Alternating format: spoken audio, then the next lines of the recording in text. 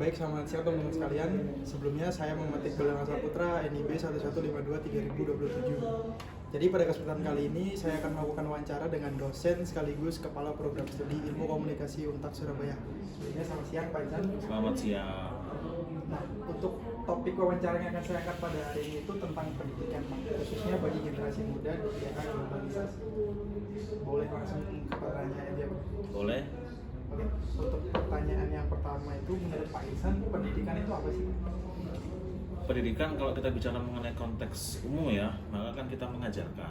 Ya. Mengajarkan itu bukan hanya mengajarkan yang sebatas berkaitan dengan pengetahuan, tapi di situ ada sikap, terus kemudian ada keterampilan, dan ada pengetahuan. Dari ketiga ini kemudian itu dikomunikasi menjadi satu di dalam sebuah sistem pendidikan.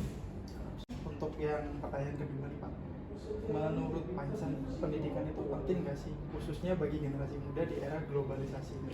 Nah, sekarang kalau kita melihat karakteristik di generasi sekarang ya, di Gen Z lah sebetulnya, itu kan terlalu suka yang instan, semuanya ingin serba praktis dan sebagainya.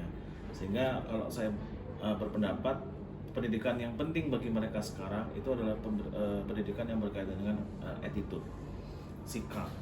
Kita tidak bisa pungkiri bahwa keterampilan yang dimiliki oleh Gen Z sudah oke lah menurut saya, sudah cukup mumpuni.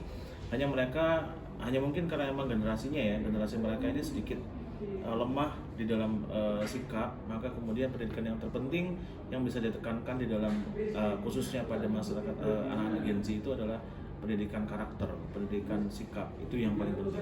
Berarti tentang moralitas Pak. Betul. Yang terakhir nih Pak, ini Pak Ihsan udah pernah dengar gagasan tentang Indonesia Emas 2045 ya? Nah, menurut Pak Ihsan, cara apa sih Pak yang paling efektif dalam meningkatkan kualitas sumber daya manusia, khususnya bagi generasi muda di era globalisasi? Nah, itu kok disebut sebagai generasi 4 2045 itu kan karena memang kita punya bonus demografi yang besar nih.